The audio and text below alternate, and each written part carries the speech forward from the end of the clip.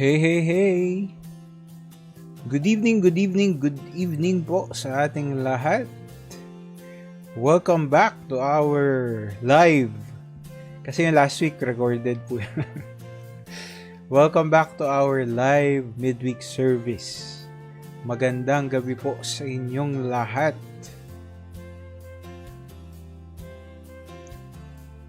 Kumusta po kayo? Are you safe and dry? Kayo po ba ay pinagpala ng Panginoon? Kung kasama na po namin kayo, mag-comment kayo para malaman namin. Ayan na po, nagdadatingan na yung ating mga classmates. Sige po, batiin natin ang ating mga kaklase.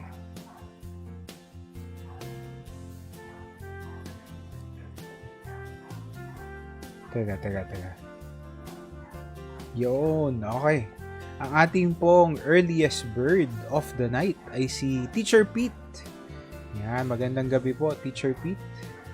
Andito na din po si Tita Levy, si Kuya Kevin, Tita Helen, si Mother, si Tita Phoebe, wow, from Palawan. Si Tita Baby, Tita Beng, Tita Jang, Dominador Santiago, welcome po sa inyo.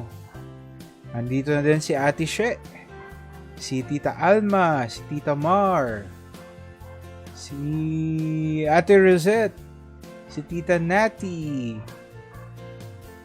Teka lang po. Ayan, si Lori Barrera, welcome po. Magandang gabi po sa inyong lahat. At sa lahat po ng bisita ni Tita Beng, si Elian Suan, parang kilala ko to ah. Rebecca Bitas, parang kilala ko to ah. Magandang gabi po sa inyo.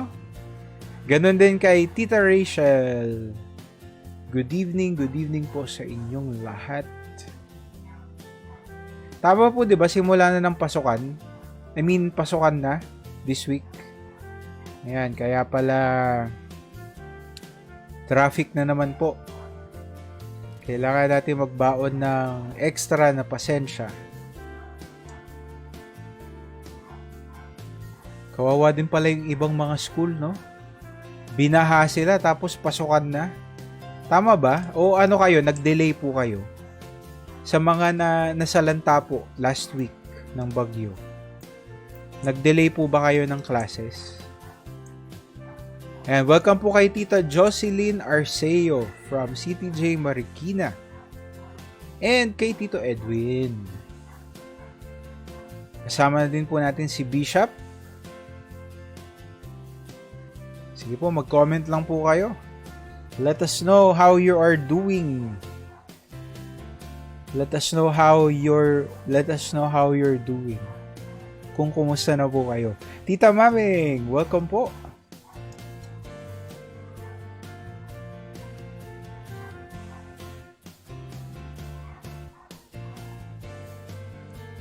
Sige po, mag-comment lang kayo. Check ko lang ha. Tayo po ngayon ay 13. Praise God. Pwede na din po tayo mag-start.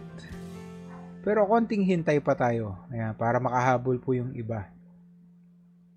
Kumusta po ang inyong last week? Sino po dito ang mga binaha? Tumulo ang bubong. Napasukan ng tubig sa bahay. Ayan. Tita Mabel, magandang gabi po.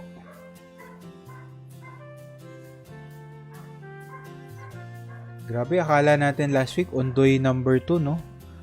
Ondoy part 2. Pero hindi tayo pinabayaan ng Panginoon talaga. Tatay Frank, magandang gabi po sa inyo.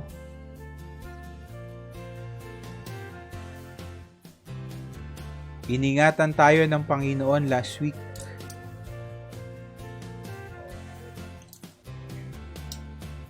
Sabi ni Teacher Pete, watching with Nanay. Ay, si Nanay, kasama po nila. Sister Mary and beloved wifey Malin. Ayan. Sila Teacher Pete po ay malapit sa creek nakatira. Sa Tulyahan. Kaya pinasok daw po sila ng tubig. Yan. We hope that you are doing okay, Teacher Pete. Sabi ni Kevin, brown out pass 3 beses pero saglit lang po. God is always with us. Diba? Buti pala, lang, no? Brown out. Sa ibang lugar, baha talaga. Yung mga kapatid po natin sa Marikina, saka sa Antipolo, saka sa Montalban, yan ang palagi nilang problema. Sila Pastor Tom po kasi malapit sila sa, hindi ko alam kung creek yun or ilog. Tapos si La Pastor Hector sa Marikina, alam niyo naman po, ang baba talaga ng Marikina. And then sila Pastor Ray sa Montalban, malapit po sila sa ilog talaga. So, let's continue to pray for them. Magandang gabi po. Tita Tess, Ate Joy, and Tito Leslie. Praise God. Andito na din po si Tito Noel. And si Tita Josie. God is good all the time. Amen. Sana po ay ligtas din kayo. Sige po. Pwede na tayo mag-pray para marami po tayong mapag-usapan ngayong gabi. Samahan niyo po ako and let's pray. Panginoon, pinupuri ka namin. Salamat po Lord dahil sa kabila ng delubyo last week, sa kabila po ng bagyo at baha, iningatan mo po kami. At kami ngayon ay nandito pa rin dahil sa iyong kabutihan, dahil sa iyong grasya at biyaya. Salamat Panginoon, utang po namin sa inyo ang lahat ng meron kami. At kahit Lord dumaan po kami sa pagsubok, kahit may matinding bagyo Panginoon na bumabagabag sa amin ngayon, alam po namin na hindi mo po kami pababayaan. Kaya pwede po kaming mamahinga, pwede po kaming maging payapa, pwede po kaming mag-relax Lord at umasa sa inyo. Dahil alam po namin Lord na hindi nyo kami pababayaan. Salamat po Panginoon. Pinapanalangin po namin lahat ng classmate namin na nandito. Posible pong yung iba sa amin ay nakaka-recover pa lang mula sa nagdaang bagyo.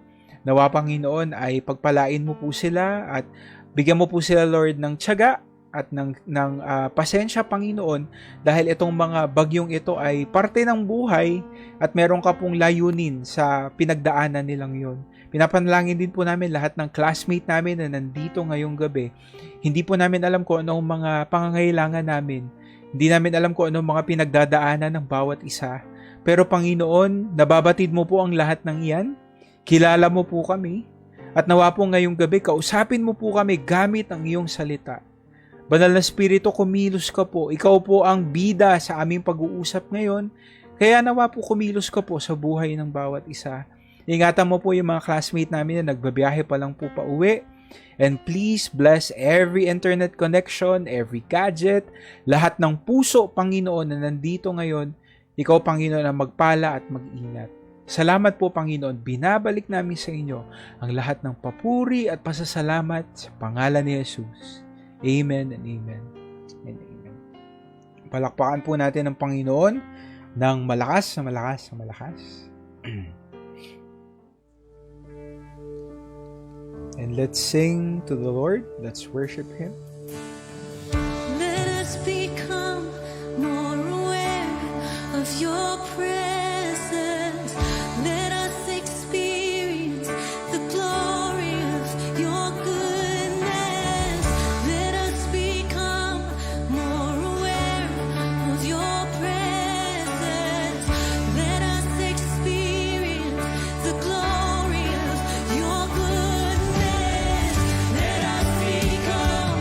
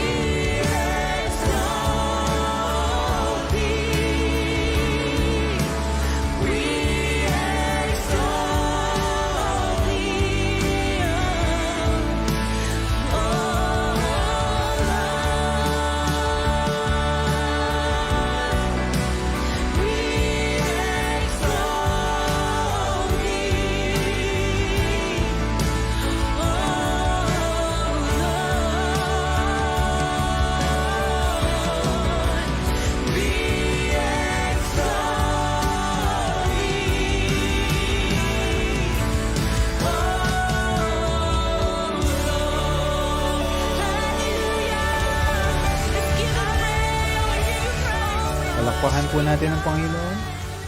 Hallelujah. Yes, Lord.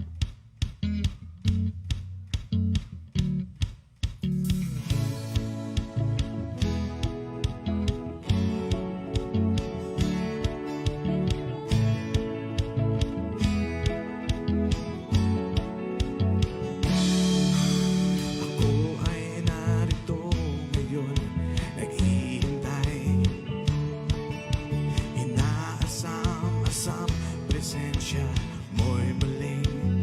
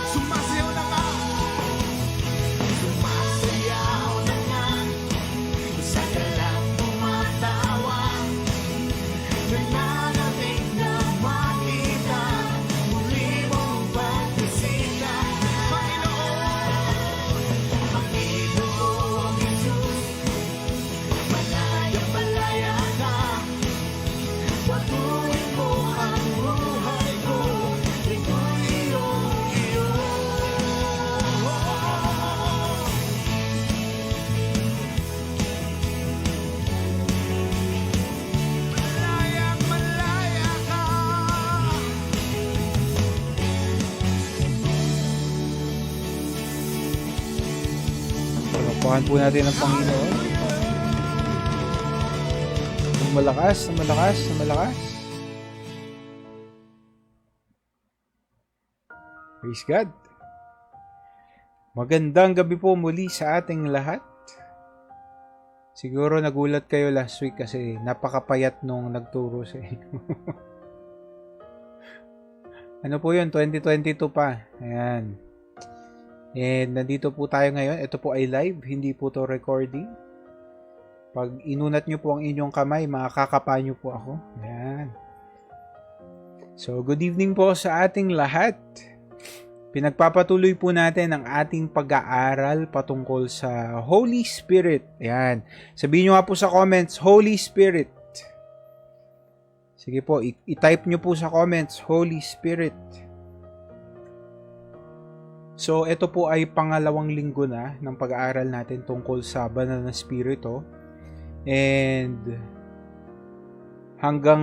tingin ko hanggang next week pa. Kailangan pa natin ng isa pang linggo. Tignan natin. Baka mag-extend pa tayo, pero tignan natin base sa discussion natin. So, medyo hihingi na po ako ng abiso sa inyo kasi kanina po ako sinisipon. At medyo masakit po ang aking lalamunan. Yan. Kaya, hindi naman natin mamadaliin yung midweek service, pero susubukan ko pong matapos natin ng on time bago bumigay ang ating boses. Yan. So, napag-aralan po natin last week na marami pong gagampanang role ang Holy Spirit, lalo na po sa buhay ng mga unang mananampalataya, the early Christians. At syempre, kahit po sa panahon natin ngayon, hindi naman po tumigil ang pagkilos ng Holy Spirit dahil lang tapos nang naisulat ang Bible. Diba? So, patuloy pong kumikilos ang banal na spirito. Last week, natutunan po natin na ito pong advocate or parakletos sa Greek, ang magiging kapalit ng Panginoong Jesus. So, yung time ni Jesus ay patapos na dito po sa ating narrative. At hinahanda na niya yung mga disipulo para sa pagdating ng banal na spirito. Of course, hindi naman natin sinasabi na absent yung Holy Spirit ever since, no? Kasi simula pa lang po creation, even before that, present na po ang Godhead. The Father, the Son, and the Holy Spirit, present po sila palagi sa lahat ng ginagawa nila. Bago pa po magsimula ang panahon, nandyan na po sila. Pero yung dispensation, kumbaga, yung magiging majority ng role ng Holy Spirit ay mangyayari sa New Testament. So in the Old Testament, kumikilos pa rin ang Holy Spirit. Kumikilos siya sa buhay ng mga tinawag ng Panginoon, mga great men and women of God, mga prophets and prophetess. Diba? Sila po yung ginagamit ng Panginoon to deliver His message and sometimes His judgment. So, yan po yung pagkilos ng banal na spirito sa Old Testament. Pagdating natin ng New Testament, kasama pa rin ng Panginoong Jesus ang banal na spirito. Palagi nating nakikita sa Bible na kinakausap ng Panginoong Jesus ang Ama. Palagi siya re-refer sa banal na spirito. At tuwing siya ay gumagawa ng himala, we can believe, we can assume na yun po ay sa pamamagitan din ng kapangyarihan ng banal na spirito. Now, sinasabi ni Jesus sa mga disipulo na aalis na siya. Kasi ipapako na po siya sa krus. And even though He will be resurrected after 3 days, on the 3rd day, siya po ay babalik na sa Ama. So, may iwan na yung mga disipulo. Naalala niyo po, no, ang dami nating mga reasons na pinag-aralan kung bakit kailangan umalis si Jesus. But the primary reason is perhaps tapos na po yung mission niya dito. Jesus, the Son of God, was the Messiah. At ang kanyang primary mission po dito sa lupa, ay mamatay sa krus at bayaran ng ating mga kasalanan. So yung sakripisyo ni Jesus ang naging culmination, yun yung highlight kumbaga ng kanyang pagparito dito sa lupa. Tapos na yung kanyang mission. And besides, ito pong mga disipulo, kailangan ding masubok yung kanilang pananampalataya. Habang nandyan si Jesus, kampante sila eh. Habang kasama nila yung kanilang master, yung kanilang rabbi or teacher, kampante sila. Pero ngayong sila na lang, although hindi naman talaga sila mag-isa, pero sila na lang, masusubok talaga yung kanilang pagsunod at pananampalataya sa Panginoon. So, hindi naman sila iniwan ng Panginoong Hesus na mag-isa. They would still have the Holy Spirit. At ang banal na Espiritu ang gagabay, ang kikilos sa kanila, magbabago sa kanila. And sa mga pag-aaralan po natin in the book of Acts, hanggang sa mga susunod pa po na libro ng New Testament, makikita po natin kung ano yung mga maraming ginawa ng banal na Espiritu through these apostles. Okay? So, ito po. Simulan na po natin yung pag-aaral natin ngayon. Ito ay review lang po nung closing natin last week. We aren't saved through good works, since our obedience will never be enough to pay for our sins. But once we are saved, it will produce a humble attitude of obedience in us. All of this flows from the presence of the Holy Spirit in our lives. So, yung mga na-enjoy po natin na privilege, yung na-enjoy nating relasyon sa Panginoon, yung karunungan na binibigay niya sa atin every time we pray, every time we read the Bible, lahat po ng ito ay galing sa banal na Espiritu. Yung conviction, kung saan yan ang naging simula ng paghingi natin ng tawad, ng pagpunta natin sa Panginoon. Kasi if we are left to our own devices, kung tayo po ang masusunod, hindi tayo hihingi ng tawad sa Panginoon. Iniisip natin okay tayo eh. But it's the Holy Spirit's role to convict us. Ang banal na Espiritu ang nagbibigay ng kamalayan sa atin, ng awareness, na nagkasala po tayo. So, banal na Espiritu talaga ang kumilos sa lahat po ng ito, lahat ng aspeto ng ating spiritual na pamumuhay. Okay? Punta na tayo sa John 14 verse 22. Ito na po yung next verse natin. Then Judas, not Judas Iscariot. Aba, tingnan nyo, meron po siyang disclaimer. Meron siya, merong emphasis. Hindi to si Judas.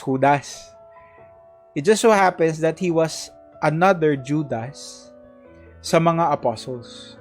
Now, if you didn't know, Judas was a pretty common Jewish name in Jesus' time. Marami pong mga, hindi lang po mga disipulo, kundi mga Hudyo. Marami po sa kanila ang merong pangalan na Judas. Case in point, there was another Judas among the apostles. But of course, this one was not a traitor. Hindi po ito si Judas Iscariot.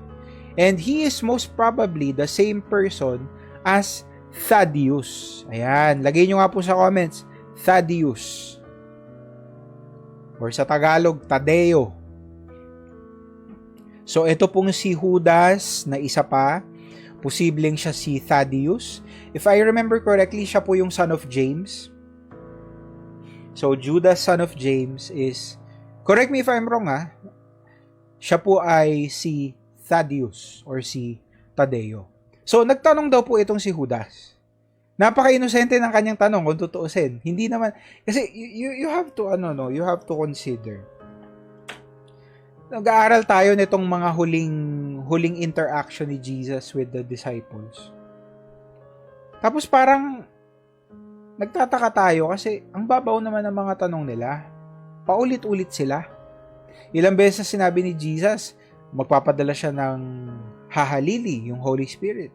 Ilang beses nang sinabi ni Jesus na aalis siya in the first place. Pero itong mga disipulo, ang dami nilang tanong. Na para bang throughout the 3 years mahigit na kasama nila si Jesus, parang hindi man lang ba nag-sink in sa kanila yung mga tinuro ng Panginoon?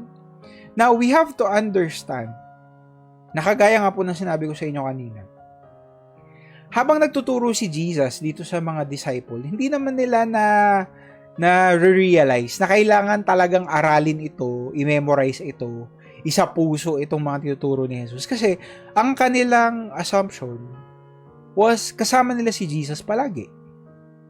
Kung siya ay anak ng Diyos, ba't siya mamamatay? Kung siya ay tagapagligtas, ba't siya mamamatay? Pero palagi ding tinuturo sa kanila ng Panginoong Hesus na for them to be saved, kailangan merong inosenteng alay, merong pure sacrifice na papalit dun sa kasalanan ng sanlibutan. So, yun ang mission ng Messiah, yun ang mission ni Jesus. Ito mga disipulo, siguro, naging kampante sila kasi iniisip nila for the past 3.5 years. Hindi naman nila kailangan magmadali, hindi nila kailangang mag-ingat kasi andyan si Jesus forever with them. Pero ito na nga po, nagsasabi na si Jesus na aalis na siya. At hindi siya aalis sa makalawa, hindi siya aalis next week, aalis na siya in a few hours. Siya ipadadakip, magtatakbuhan yung mga disipulo, iiwan siya, and then siya ipapako sa krus at mamamatay. And then after, on the third day pala, mabubuhay siyang muli. So, lahat po ng ito, biglang siguro naging shock ito sa mga disipulo. Kasi hindi nila iniisip na mangyayari talaga ito. So, ito yung tanong ni Judas, but not Judas Iscariot. Sabi niya sa verse 22b, "But Lord, why do you intend to show yourself to us and not to the world?" Kasi sinabi ni Jesus dun sa mga naunang verse natin, pinag-aralan po natin to last week, na ang mundo in general, hindi nila magigets yung gagawin ng Panginoong Hesus sa krus. Hindi nila magigets. Pero yung mga disipulo, magre-rema sa kanila, marirealize nila yung significance ng lahat ng katuruan ni Jesus once they see Him on the cross. So ito po yung sinasabi dito ni Thaddeus or ni Judas. Lord, bakit kami lang po ang makakakita sa inyo? Bakit yung mundo, they will be oblivious, they will be clueless sa magiging sakripisyo mo, sa significance ng sakripisyo mo? Now, Judas asked an excellent question. He wondered why and how Jesus' glory would be shown to the disciples, but not to the world in general. The religious leaders, kung maalala po ninyo, and a lot of the Jews have completely rejected Jesus as the Messiah. Siguro yung iba sa kanila sa puntong ito, nagmumukha silang mga disipulo. Marami sa mga Hudyo, excited sila nung pumasok si Jesus sa Jerusalem. Pero nung nagturo na si Jesus ng mga matitinding katuruan, nung pinuna na niya sila, nasabi niya, kaya lang naman kayo sumusunod sa akin dahil sa tinapay na kinain niyo. Kaya lang kayo sumusunod, in other words, dahil sa mga signs and wonders na nasaksihan nyo, but not because of Jesus' teaching, not because they believe that He is the Messiah, the Son of God. So alam ni Jesus yun, that the world in general would reject Him. This was why, during Jesus' crucifixion, His glory was only revealed to the disciples who truly believed in Him. Although, siyempre sabihin natin, given na, nagtakbuhan po sila. Iniwan nila si Jesus, si Mary, yung mga babae, and si John, the beloved. Nagtakbuhan yung mga disipulo eh. Pero habang siguro nandun ang Panginoong Jesus, nakapako siya at pinagmamasdan nila siya from a distance, nagigets na nila kung ano yung mga turo ni Jesus. Pero yung mga ibang Hudyo na nandun, yung mga ibang Hudyo na iniisip nila etong si Jesus ay tao lang naman, siya ay normal na kung sino lang naman, at wala naman masyadong significance yung kanyang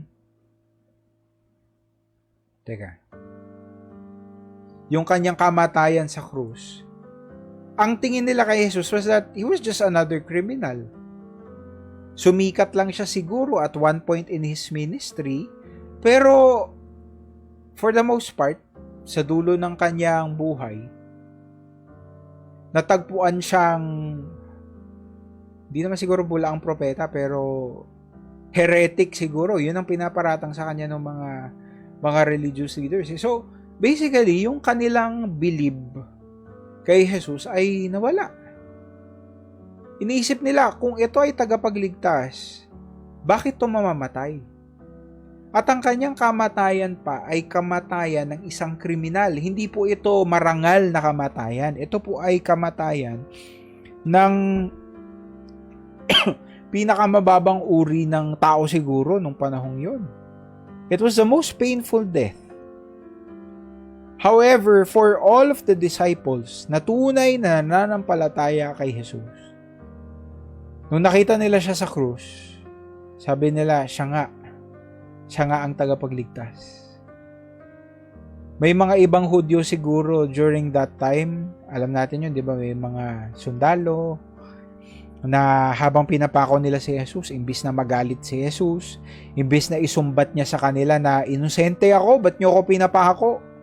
Gusto niyo bang paulanan ko kayo ng kidlat mula sa langit? Hindi niyo ba alam na anak ako ng Diyos? Imbis na sabihin ng ganun ni Jesus, ang mga namutawi sa kanyang bibig ay, Father, forgive them, for they do not know what they are doing. Tapos nung namatay na si Jesus, when He breathed His last, there was a great earthquake. So siguro may mga ibang Hudyo doon na nampalataya din. But for the most part, walang dating dun sa ibang mga Hudyo, especially sa religious leaders, yung ginawa ng Panginoong Jesus. It was as if the truth was hidden from them, natatago sa kanila. Yun yung sinabi ni Judas, ni Thaddeus. Verse 23, Jesus replied, anyone who loves me will obey my teaching. Di ba naalala nyo po, sinabi din niya to last week. Meron tayong konting preview nito last week. My Father will love them, and we will come to them and make our home with them. Sasama kami sa kanila at maninirahan sa kanila. Okay, babalikan po natin yan ha. Pero unahin muna natin to. Anyone who loves me will obey my teaching. Jesus repeated his earlier lesson that the disciples should follow the command and example of love that He gave them. Kung maalala po ninyo, no? During the Last Supper and sa mga huling conversations ni Jesus with the disciples, ang lesson na pinamamaga niya sa kanila was love. It was all about love. Kung meron siyang legacy na iiwan sa kanila, it was love. Sabihin niyo nga po sa comments, love. With a capital L-O-V-E, love. Kasi nga naman, yun ang punto eh. Kahit sabihin nilang sila ay Kristiyano, kahit i-claim nila na sila ay tagasunod ni Kristo, wala silang ibang patunay kundi yung pagmamahal na ipapakita nila sa kanilang kapwa, yung pagmamahal ng Diyos na natanggap nila at nagpapalakas sa kanila, ang defining characteristic ng Panginoong Jesus at ng kanyang ministry was love. Kaya sabi ni Jesus, sumunod kayo sa aking utos at ang utos ko ay pagmamahal. Magmahalan kayo kahit yung inyong kaaway, kahit yung nagpa-persecute sa inyo, mahalin nyo sila. And as a result, God will come to them, the Father and the Son will come to them and make their home with them. So obviously, sabi ko kanina, sasama sila dun sa mga nagmamahal, sa mga tunay na nananampalataya sa Panginoon at maninirahan. Obviously, this was a preview of the Holy Spirit's indwelling in every believer upon their conversion. So, ito po ay foreshadowing. Pero parang direct po ito, hindi to foreshadowing lang eh. Direct na preview po ito ng mangyayari sa kanila pag sila ay tunay na nanampalataya. They will receive the Holy Spirit and the Holy Spirit will indwell in their lives. This phrase also shows us the effects of living a life of love. Pag tayo daw po, ang ating pamumuhay ay defined by love. The love we have received from the Lord, that we will now pass on to other people. Ang isa pang magiging epekto nun, lalalim tayo sa Panginoon. Kasi, imposibleng makilala mo ang Panginoon kung hindi ka marunong magmahal. God is love. Diba? Sabi sa 1 John, God is love. Hindi mo mahihiwalay yung pagmamahal ng Panginoon sa Kanya kasi siya ay pagmamahal. He defines love. So, hindi mo makikilala ang Panginoon kung hindi ka marunong magmahal. At habang natututo tayo pong magmahal, lalo na sa mga mahihirap mahalin, lalo nating nauunawaan ng Diyos, lalo nating nakikita, lalo nating nagigits yung puso ng Panginoon. And His character becomes even more evident in our lives. Alala niyo po, sabi ni Jesus kanina, di ba? Natatago sa mundo yung katotohanan ng krus. Kasi the reality is, they don't want that. Ayaw nilang maligtas. Mas gusto nila sa mundo. Pero pag nakita ng mundo na ang mga anak ng Diyos ay mapagmahal, pag nakita ng mundo ng anak ng Diyos na ang mga anak ng Diyos ay maunawain, pasensyoso, lahat ng kaakibat ng love. Love is patient, love is kind, it does not envy, it does not boast, it is not proud, it is not rude. Di ba? Hindi po siya easily provoked. Meron siyang compassion, meron siyang pagtulong. Lahat po ng ito ay attribute ng love na natanggap natin sa Panginoon. At pag binigay natin to sa mundo, wala man epekto sa kanila yung verse, hindi man nila nagigets yung cross, lalo na po nito lang no, nung Olympics. Nagkaroon ng controversy yung opening, ano bang tawag doon? Yun, basta alam nyo na yun, search nyo na lang. Iba-iba po ng mga naging opinion yung mga Kristiyano. Ako, ayoko na lang sabihin ko anong opinion ko kasi baka mag-away na naman tayo dyan eh. Pero ang sa akin lang, napansin ko, imbis na makita sa ating mga Kristiyano yung pagmamahal, wala. Yung iba naman, imbis din na manindigan sila para sa Panginoon, wala. So parang may balanse dapat eh. May balanse yung pagmamahal natin para sa mga hindi mananampalataya, pero may balanse din yung paninindigan natin para sa Panginoon. Bihira yung nakita kong ganun, lalo na po sa social media. Puro away. Ang mundo hindi nila nagigets yung verses eh. Kasi yan ay spiritually discerned. Walang sense sa kamalayan nila yung krus. Minamock nila yan. Kinukutsa nila yan. Kasi wala pa sila dun eh. Nasa mundo pa sila eh. Nasa kadiliman pa eh.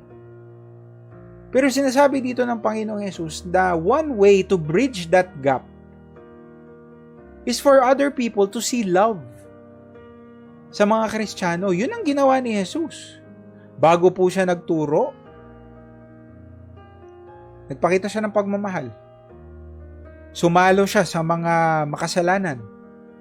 Although hindi naman siya nakisama sa kanilang pagkakasala, pero sumama siya, nakikain siya. He had fellowship with them.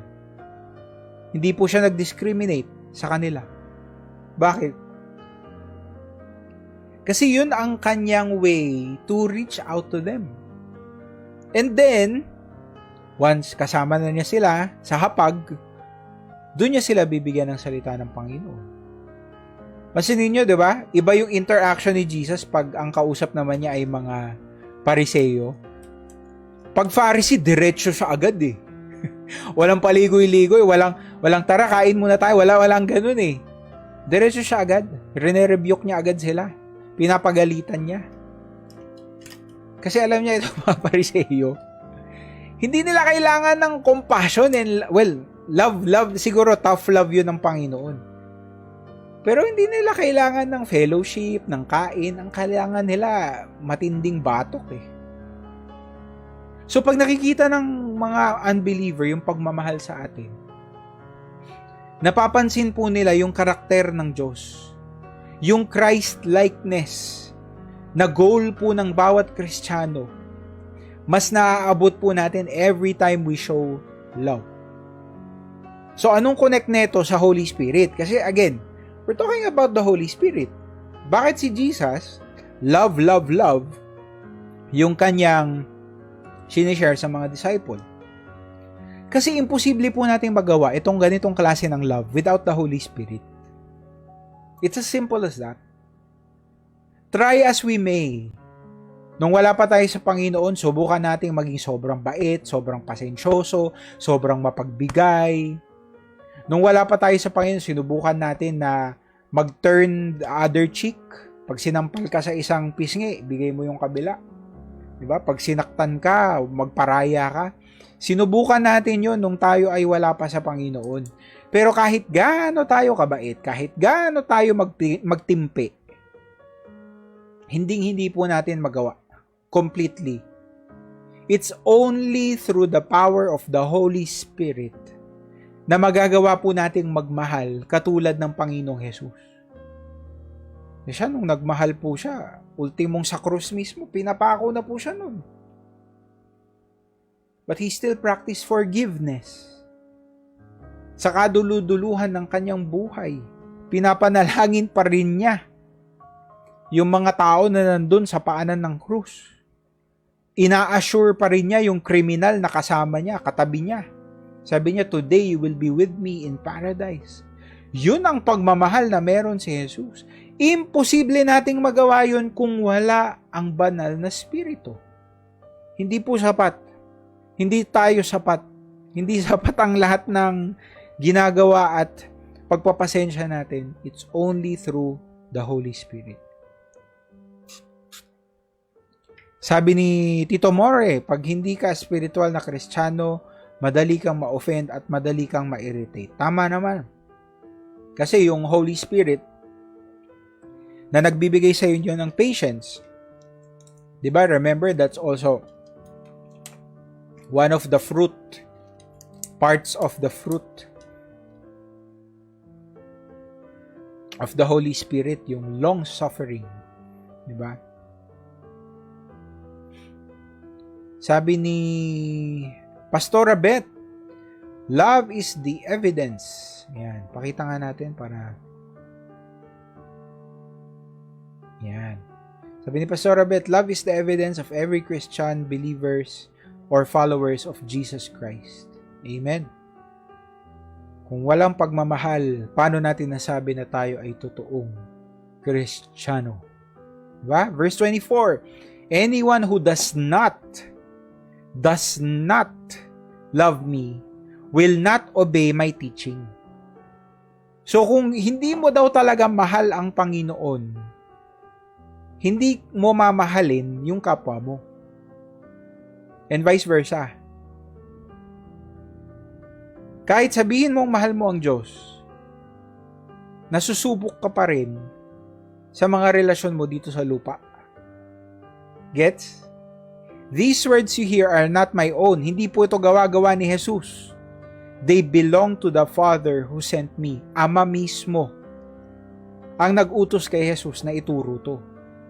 So, the authenticity of a Christian cannot be proven through mere words. In other words, kahit sabihin mong Kristiyano ako, kayo nga po, ilagay nyo po sa comments, Kristiyano ako. I-type nyo po, Kristiyano ako with an exclamation point. Kahit sabihin mo yan kapatid, kahit isuot mo yan, kahit ipatato mo yan sa noo mo, kahit gawin mo yung sticker sa kotse mo, kahit buong bahay mo, pinturahan mo, Kristiyano ako, punuin mo ng krus, punuin mo ng mukha ni Jesus. Hindi yan ang totoong patunay na ikaw ay Kristiyano. Kundi, yung iyong kilos, actions, and lifestyle, pamumuhay. Madaling sabihin na tayo ay Kristiyano, madaling sabihin na tayo ay mapagmahal, madaling sabihin na sumusunod tayo kay Kristo. Pero yung ganong klase po bang pagmamahal ay nakikita sa atin? Anyone can claim that they are Christians, but not everyone can really say, can really prove na merong pagmamahal sa kanilang buhay. Kitang-kita mo yan eh. Siyempre, pinaka-automatic po dyan pag mayroong pangangailangan. Tumutulong ba tayo sa ating kapwa? But more than that, tingin ko po, ang pinakasubukan talaga ng pagmamahal natin ay pag tayo ay tinutuligsa.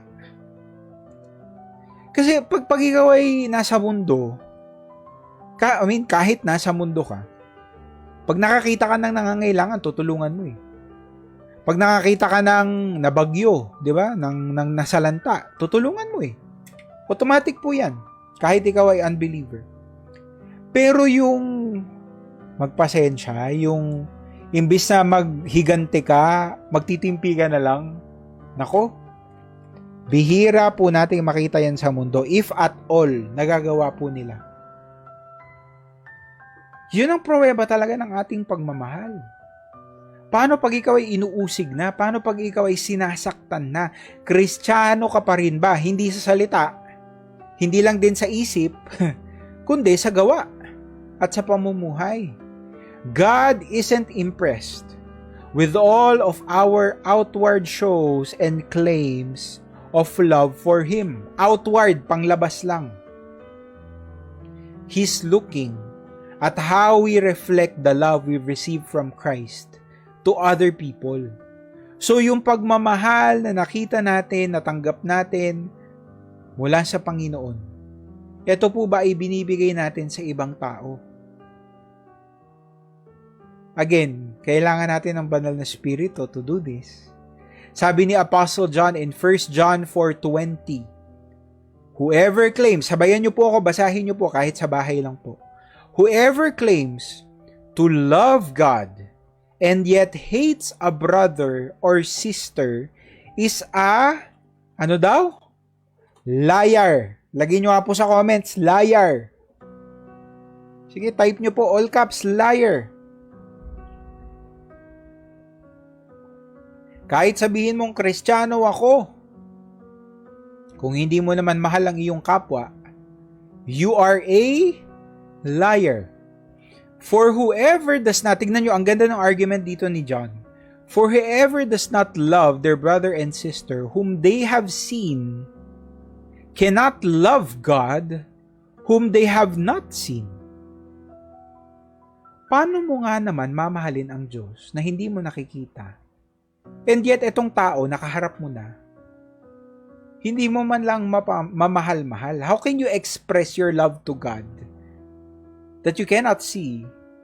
Pero itong mga tao, naabot kamay mo na, literally, hindi man lang sila nadadampian ng pagmamahal mo. Ang ganda ng argument niya, no? Napaka-solid. Paano nga naman natin sasabihin na tayo ay in love sa Panginoon?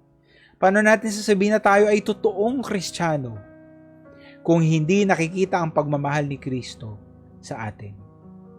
Again, we need the Holy Spirit to love this way. Hindi po ang sikreto dyan, kailangan magka-jowa ka na, kailangan magka-asawa ka para matuto kang magmahal. Hindi po. Matututo kang magmahal pag nakilala mo ang Panginoon. Amen? Amen po ba? Yung jowa, yung crush, matututo ka lang kiligin. Matututo kang magpakilig pag ikaw ay nanliligaw na. Pero yung totoong pagmamahal, malalaman mo lang yan sa Panginoon. Sa Panginoon lang. Kahit anong sinasabi ng tao, kahit anong pinaparamdam sa'yo ng tao, ang totoong pagmamahal ay mararamdaman mo lang at matatagpuan mo lang at makukuha mo lang mula sa Panginoon. Amen? Verse 25. All this I have spoken while still with you. Lahat po ng ito ay sinabi ng Panginoon habang kasama niya sila. Once again, Jesus reminded the apostles that his earthly ministry was soon ending. Patapos na. He wouldn't be staying with them for long. Ilang oras na lang po, siya ay dadakpin na. At after that, mabilis na lang siya ay ipapako na sa krus. Verse 26, but the advocate, the Holy Spirit, whom the Father will send in my name. So sabi niya, no, paalis na siya. Habang nandito pa ako sa inyo, sinasabi ko na yan. Pero merong papalit. Merong hahalili. May magpapatuloy. Yung advocate. Yung, ano nga bang Tagalog ng advocate? Helper, yung tagatulong.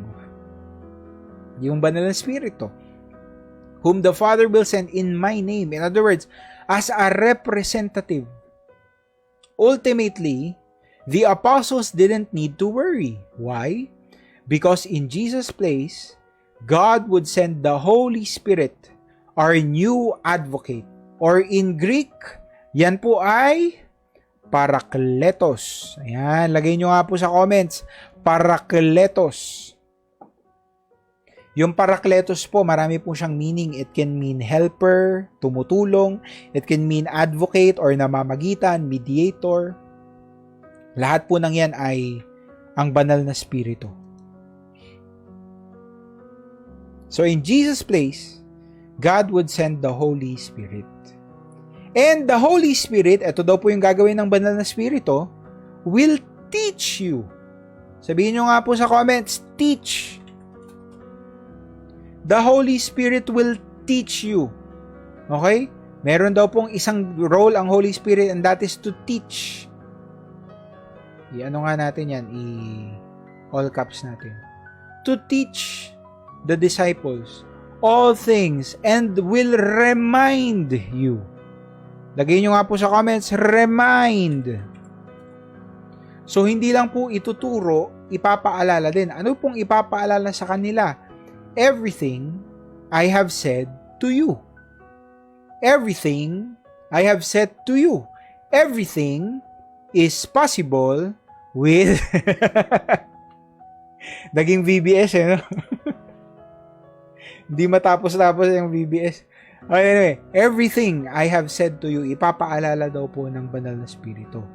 So as their rabbi or teacher, Jesus taught all the disciples everything that he could during his short earthly ministry.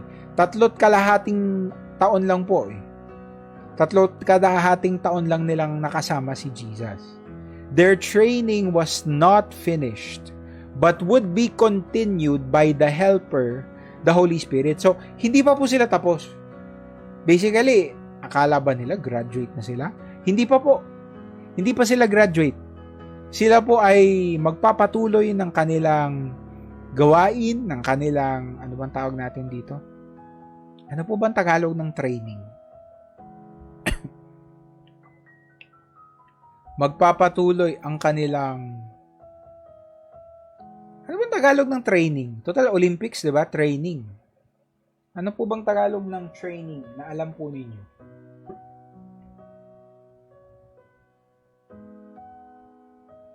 Their training, yung kanilang, ayan, sabi ni Tito More, pagsasanay.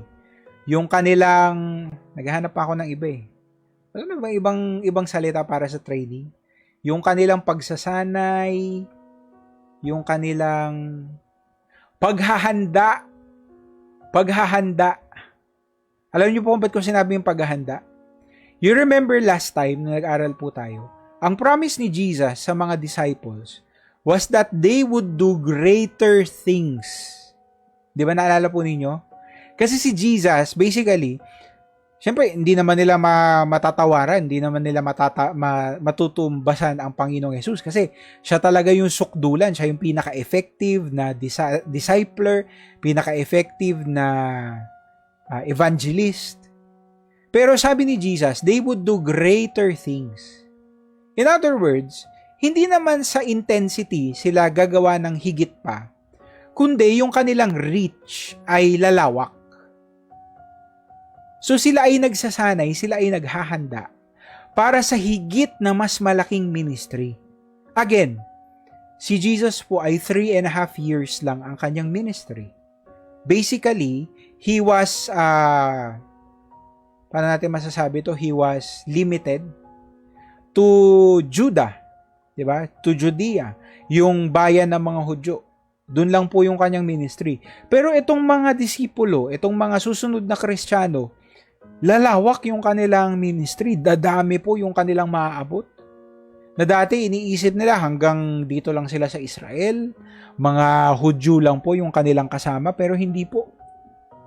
Dahil sa pagkilos ng banal na spirito, sa pagsasanay at paghahanda ng banal na spirito, they would reach even more people. So, hindi pa tapos yung kanilang training. We have to remember that the early believers didn't have the full revelation of the Bible as we have now. The New Testament was literally being written throughout their lifetime. Kung tayo po ngayon, lahat ng pwede nating malaman tungkol sa Panginoon ay nandito na po sa ating Bible. Hayag na lahat ng katotohanan. Yung mga disipulo po nung panahon ni Jesus, hindi pa po hayag lahat. Sinusulat pa lang literally yung Bible nung panahon nila. That's why they needed the careful instruction and guidance of the Spirit of Truth. Naalala niyo po, isa yang bansag sa Holy Spirit. He is the Spirit of Truth to help them in their personal journey and also in establishing the church. So ito po ay trabaho, ito ay role ng Holy Spirit. 'Di ba? To teach them, to train them. And what's more, the Holy Spirit would also remind, 'di ba? Sabi natin kanina, remind the disciples everything that they learned from their rabbi. The Spirit's role was not just to give them new revelations, but to reinforce what Jesus had already taught. So, ang banal na Espiritu, hindi po siya gagawa ng napakaraming mga bagong katuruan, bagong doktrina, kasi basically, karamihan ang kailangan nilang malaman, naturo na sa kanila ni Jesus. Kailangan lang magrema sa kanila, kailangan lang ma-reinforce sa kanila, kailangan lang lumalim sila. So, ang banal na Espiritu ang magpapaalala sa kanila ng lahat ng katuruan ng Panginoong Jesus. Of course, this was especially important for those who would eventually write the New Testament. You have Paul, you have Peter, Matthew, Mark, Luke, and John. You have Jude na sinasabi po nilang kapatid daw po ni Jesus. You have James. Lahat po ng ito ay mga tagasulat ng New Testament.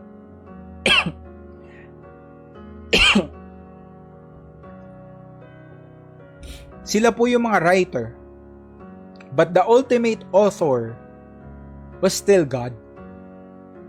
Etong mga disipulong ito, they just had supernatural memory, kumbaga, from God, and could remember all of Jesus' words so they could write them down for future believers. Marami nga po sa mga nagsulat ng Bible, katulad ni Paul. Hindi naman niya kasama si Jesus di ba? Although sinasabi natin nagpakita si Jesus sa kanya. Hindi natin alam kung anong mga revelation ang binigay ni Jesus throughout Paul's lifetime. Pero si Paul po ay hindi katulad ng ibang mga apostle. Nakasama nila si Jesus, nabuhay sila sa panahon ni Jesus. Di ba? Si Mark, saka si Luke, hindi naman nila kasama si Jesus, pero paano nila naisulat yung Gospel of Mark and Gospel of Luke? Diba? Kasi meron pong mga disipulo, mga apostle na nagbigay sa kanila nung katuruan na iyon, at ang banal na Espiritu ang nagpaalala dun sa mga apostle na nagturo ng mga binigay sa kanilang katuruan, lesson, mga salita ng Panginoong Jesus. So, yan po ang ilan lang, marami pa pong trabaho ang Holy Spirit na pag-aaralan po natin next week. Pero yan po ay ilan lang sa mga trabaho ng Holy Spirit, lalo na po sa mga early believers.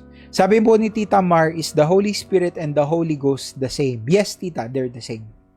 Yung ghost lang po ay ginagamit sa mga old translations kasi yung ghost ay hindi naman talaga multo nung unang panahon. Ang usage ng ghost was spirit, either kaluluwa or espiritu. Katulad nung paggamit po natin ng Holy Spirit.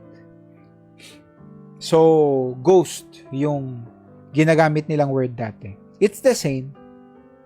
Verse 27, malapit na po tayo magtapos. Teka lang.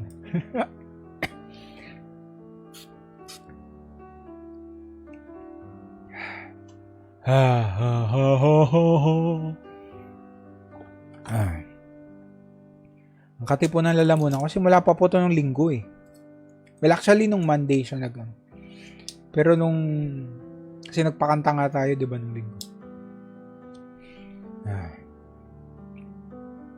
Ewan ko. Siguro sa lamig din, no? Kaya kayo po mag-ingat po kayo, ha? Ba't ba tayo napunta? Mag-ingat po kayo, magkumot po kayo sa gabi. Medyo malamig na po uli. Kahit wala na pong bagyo, may mga paparating daw po, pero sa awa ng Diyos, wala na yan. Pero magpalakas pa rin tayo. Drink vitamin C. Thank you, Tita Beng, sa iyong vitamin C. Okay, tuloy na tayo. Verse 27. Peace I leave with you, my peace I give you. I do not give to you as the world gives. So, ang mundo daw po, nagbibigay ng ano ba? At bakit hindi daw po kapareho nun yung binibigay ni Jesus?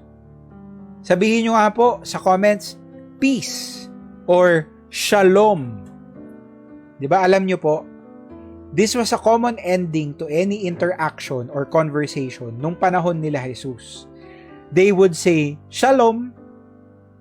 Pag sila po ay babate, or pag sila ay mamamaalam, they would say, Peace, or Shalom. Pag sabihin ng Shalom is peace. Okay? Interchangeable po yun. So, on one hand, nung sinabi dito ni Jesus, Peace I leave with you, my peace I give you, it was as if namamaalam na po siya sa mga disipulo. That's why, katulad ng mundo, katulad ng ibang mga Hudyo, He said, Shalom to them.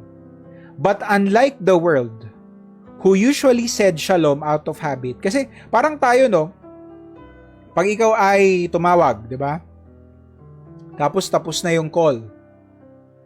Ano pong sasabihin mo to end the call? Kasi nung unang panahon, di ba, meron literally headset, tapos maririnig mo pag binaba. Di ba? Maririnig mo. Kaya nga pag medyo passive-aggressive ka, binabang mo pa yun, pag galit ka, di ba? Sa panahon ngayon, sa mga cellphone, wala namang headset na ibababa eh. So wala kang maririnig. Ang malalaman mo na lang na binaba yung call, hindi mo na siya naririnig. So paano nyo ine-end ang call? Sabihin mo, bye-bye. Diba? O kaya, sige, gaganon ka. So, noong unang panahon, yung mga Hudyo, dahil madalas nilang ginagamit yung shalom, wala na lang sa kanila. Madalas, wala nang epekto sa kanila. Although, of course, may mga ilan naman na they would still mean it pag sinasabi nilang shalom. Sinasabi nilang peace. Pero madalas, wala nang epekto sa kanila masyado yun. Pero si Jesus, nung sinabi niyang shalom, nung sinabi niyang peace, totoong kapayapaan yung gusto niyang iwan sa mga disipulo. Totoong kapayapaan. Bakit? Sabi niya dito, tinuloy po niya, do not let your hearts be troubled and do not be afraid. Huwag kayong matakot. Huwag kayong mangamba. Huwag kayong mangamba. Bakit? Kasi they would be facing great trouble and tribulation after Jesus departed from earth. Alam nila yan eh. Sinasabi ni Jesus yan simulat sa pool pa lang. Hindi po niya sinusugarcoat. Alam nila umpisa pa lang that they would be persecuted for His sake. Pero ngayon na namamaalam na si Jesus, ilang beses niyang sinasabi sa mga disipulo, pinapaalala sa kanila, Uy, kung iniisip nyo na nagjo-joke lang ako, legit to. No cap. You will be facing tribulation. You will be facing trials. You will be facing persecution. Lahat ng yan ay mararanasan nyo. But, do not be afraid. Why? With their faith in God and His Son, sinabi niya to last week, and after receiving His Spirit and His peace, they could have peaceful hearts in a not so peaceful world. In this world, sabi ni Jesus, you will have trouble. But take heart, I have overcome the world. So ang mundo, sinasabi nila peace, peace, peace, na para bang tayo nagsabi lang bye, sige, ge. Ganun, parang Nakasanayan na kasi na sinasabi. Pero si Jesus, namamaalam siya at hindi nakasanayang shalom yung sinasabi niya, kundi totoong shalom. Complete peace, true peace na makakamit nila dahil kasama nila ang Ama, kasama nila ang Anak, kasama nila ang Banal na Espiritu, kaya meron silang kapayapaan. Amen? So kayo po, ano po ang pinagdadaanan yung trouble ngayon? Meron po ba kayong pinagdadaanan ng bagyo, unos, sigalot? Wow, palalim ng palalim, you know? Meron po ba kayong problema? Hindi naman pinangako ng Panginoon na magiging problem-free ang ating buhay. Habang nandito po tayo sa imperfect world na ito, mangangailangan pa rin tayo, magugutom tayo. Yung mga ipon natin, posibleng tangayin ng baha. Posibleng manakaw. Kahit na malusog ka, pwede kang mapaos, pwede kang sipunin, pwede kang magkasakit. Dahil nandito tayo sa imperfect na mundong ito, parte ng pamumuhay natin, tayo ay dadaan sa pagsubok. But just because we experience trouble doesn't mean na matrouble na tayo. It doesn't mean na mag-aalala na tayo at matatakot na tayo at magpapanik na tayo. No. Why? Because number one, we have the Father, we have the Son, we have the Holy Spirit, and because of that, we have peace. The peace that passes all understanding. Na kahit ang hirap ng sitwasyon na pinagdadaanan mo ngayon, kapatid, nauunawaan mo na merong dahilan ng Panginoon at hindi ka niya pababayaan sa kabila ng problemang ito. Amen? Hindi man niya tinanggal yung bagyo, pero sinamahan ka niya sa bagyo. Di ba yun yung lesson po natin last week? Hindi niya pinahupa yung baha. Hindi niya tinigil yung ulan at yung hangin. Pero tinigil niya yung pag-aalala sa puso mo. Pinatahan niya yung takot na nararamdaman mo. I think that's better. Kasi maraming tao, ang perfect na ng mundo nila, pero hindi pa rin sila payapa. Ang ganda-ganda ng buhay nila, mukhang wala naman silang problema, mukhang okay naman sila, pero hindi sila payapa. I'd rather have peace. I'd rather have a peaceful heart than to have no problems at all. Amen? Ito po yung last 2 verses natin bago tayo magwakas. You heard me say, I am going away, and I am coming back to you. If you loved me, you would be glad that I am going to the Father, for the Father is greater than I. Sabi dito ni Jesus, alam niyong aalis ako. So, automatic. Pag umalis si Jesus, ano mararamdaman ng mga disipulo? Matatakot, malulungkot. Pero sabi dito ni Jesus, but if you loved me, kung kilala niyo ako at mahal niyo ako at alam niyo kung ano yung purpose ng aking pag-alis, you would be glad that I am going to the Father, for the Father is greater than I. It's understandable and even expected for the disciples to miss Jesus and be troubled at the news of His departure. Matik yun eh. Tao pa rin naman sila kahit naman sa atin. Dumating yung bagyo. Matik yun, nag-alala tayo. Tumataas na yung tubig. Matik yun, nag-alala tayo. Tao tayo eh. But instead of grieving, imbis na malungkot daw po sila at magluksa, sabi ng Panginoong Jesus, they should rejoice. Sabihin nyo nga po sa comments, rejoice. Rejoice. Matuwa sila, magdiwang sila. They should be glad for Jesus' sake. Since He was going back to the Father. For their own sake. Kasi ang banal na spirito ay makakasama na nila. And for the sake of the world, who would be saved from sin. So, hindi sila dapat matakot, sabi ni Jesus kanina,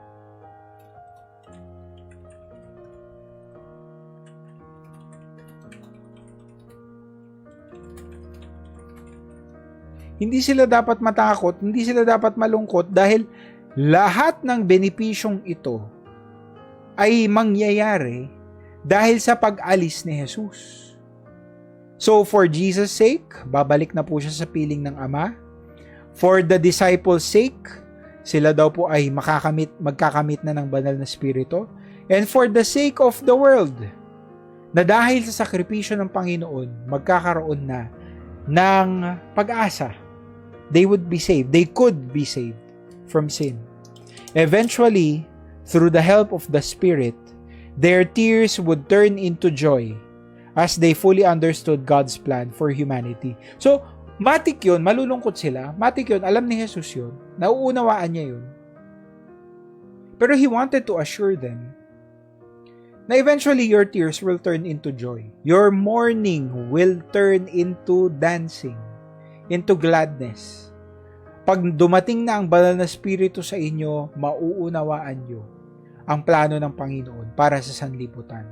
And verse 29, I have told you now, lahat ng ito sinabi daw po ni Jesus, yung mga prediction niya na mamamatay daw po siya, ipapako siya sa krus, di ba? Mamamatay siya, mabubuhay siyang muli, and He will ascend.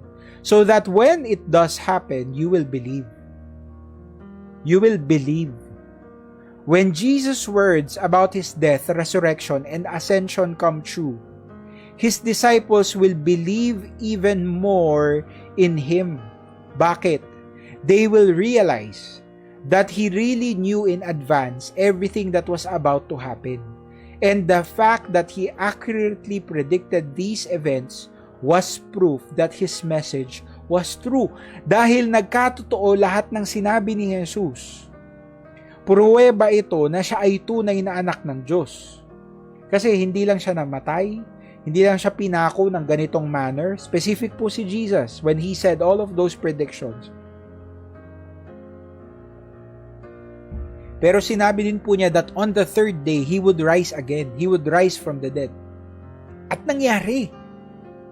And lastly, nakita nila na siya ay umangat muli at umuwi sa piling ng Ama. At nangyari. So yung kanilang pananampalataya ay napalakas ng lahat ng naranasan nila during the last few days of Jesus' life here on earth. Now, ang banal na Espiritu na ang may trabaho na palakasin sila, magturo sa kanila, mag-train sa kanila, at ipaalala sa kanila lahat ng binigay ng Panginoong Jesus. Amen? So next week, pag-aaralan po natin itong sino ba yung prince of this world na yan? Sino ba yan? At bakit minention siya ni Jesus? And tatapusin na po natin yung mga huling verses ng ating pag-aaral. Okay?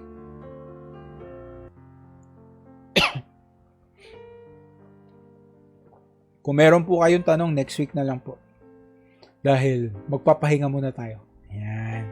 Salamat po mga kapatid sa pagsama nyo sa akin ngayon. Samahan nyo po ako and let's pray. Panginoon, pinupuri ka namin.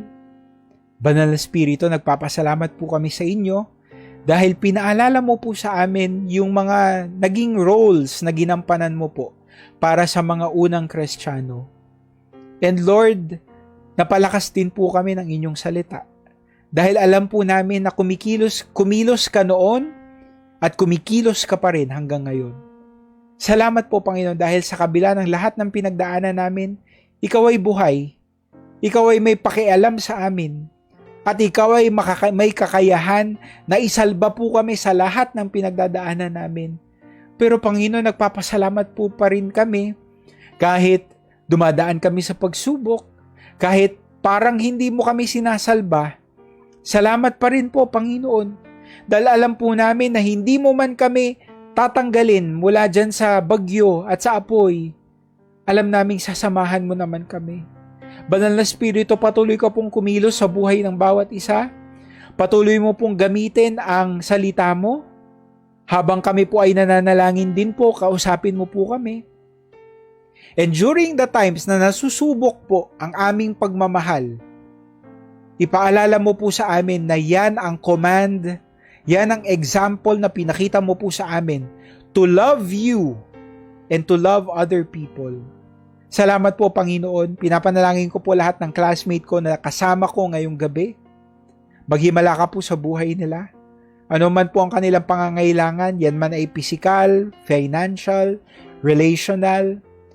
Sila man po ay may pinagdadaan emotionally, mentally, and of course spiritually. Panginoon, tugunan mo nawa ang lahat ng pangangailangan na ito in your perfect timing.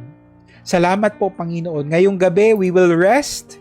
We will be at peace because we know that we have you at hindi mo kami iiwan. Salamat po, Panginoon. Binabalik po namin sa iyo. Maingat namin binabalik sa inyo ang lahat ng papuri, pasasalamat, pagkilala at pagsamba sa pangalan ni Jesus. Amen and amen and amen. Palakpakan po natin ang Panginoon ng malakas na malakas na malakas. Praise God! Meron po tayong konting announcements. Sa darating po na linggo, meron tayong bagong series. Ito po ay August to October. So, biblical wisdom po ang topic natin. Practical advice for life's tough situations. Magaganda po ito. Maganda yung ating mga lesson dyan at 13 weeks po tayong mag-aaral ng mga practical wisdom from the Bible. And then next week, Wednesday, ito po ang magiging topic natin, part 3, John 14:30 to 31, and John 15:26 hanggang chapter 16 verse 15. So tuloy-tuloy po yun. Okay? Basahin nyo po yan. And then, next Sunday, ito po ang event ng mga couples. Meron po kayong kape. Kausapin ang Panginoon every day. So, August 11 po yan. That is on Sunday. 200 per couple po yung inyong food fee, food contribution. Meron na pong coffee yon. Makipagbigay ugnayan lang po kayo sa inyong mga lifeline leaders or kay Tita Babes Luna or kay Tita Janice Tagalog. Kay Tita Jang. And last announcement, para po sa mga kalalakihan, meron po kayong momentum. Ayan, MRCP NCR Men's Convergence. Ito po ay gaganapin sa August 24. Yan po ay Saturday, 7 a.m. to 5 p.m. Ang venue nyo po ay sa Boso-Boso Highlands Resort and Hotel Antipolo. So, kayo na po ang mag-uusap dyan sa inyong magiging arrangement, sa transportation, and sa collection din po ng convergence fee, which is 1,200 per kalalakihan. So, para po sa registration, please contact Pastor Ed Falesgon. I-contact nyo lang po si Tatay Ed at siya na po ang maglilista sa inyo and maniningil and magko-coordinate. So, yun lang po. Salamat po sa pagsama nyo sa akin ngayong gabi. Mag-rest na po tayong lahat. Sana po makapag-recharge po kayo sa gabing ito and see you on Sunday. See you next week. And so on, so on, so on. God bless you mga kapatid. Good night.